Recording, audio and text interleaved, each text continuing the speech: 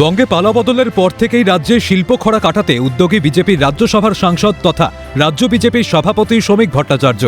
বিভিন্ন বণিক সভার অনুষ্ঠান থেকে রাজ্যে শিল্প আনতে সদর্থক বক্তব্য রাখছেন শ্রমিক ভট্টাচার্য।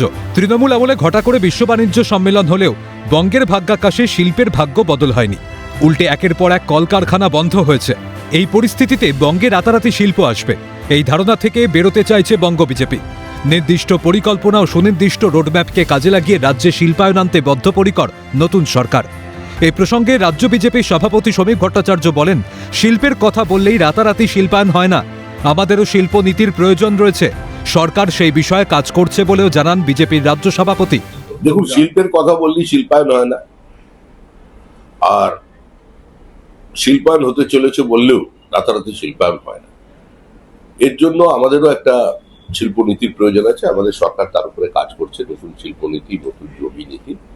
এবং যারা বিনিয়োগ করতে আসছেন এবং বিশেষ করে যারা অতীতে বাংলা ছেড়ে চলে গেছেন, গত 3 দশক 4 দশক ধরে যারা চলে গেছেন, কিন্তু যাদের সঙ্গে বাংলার একটা যোগাযোগ আছে, নারীর সম্পর্ক আছে, যারা 3 পুরুষ ধরে বাংলায় শিল্প করেছেন, ব্যবসা করেছেন, আজকে হয়তো ভিন প্রদেশে গিয়ে কারণ উন্নতিও করেছেন, তারা কিন্তু আগ্রহী।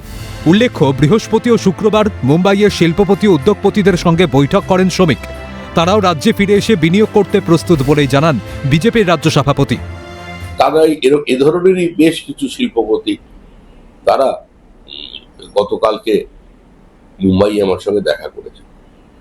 আমি তো সরকার নই, আমি দল। আমি বলছি আমার সরকার কাজ করছে এবং আমাদের বিশ্বাস খুব দ্রুত পশ্চিমবঙ্গের মানুষ অন্তত শিল্পায়নটা হচ্ছে রাজ্যে একটা নতুন রূপে, একটা নতুন সরকারকে দেখতে পাবে।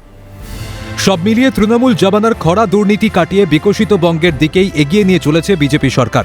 শুভেন্দু অধিকারীর নেতৃত্বে সরকার যেমন বাংলাকে শিল্পবান্ধব করে তুলতে সমর্থ হয়েছে, তেমনি দলের তরফেও বঙ্গে শিল্প আনতে চেষ্টা চালিয়ে যাচ্ছেন শ্রমিক ভট্টাচার্য।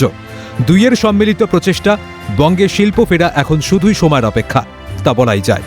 রেশমি দাসের রিপোর্ট, ক্যালকাটা নিউজ।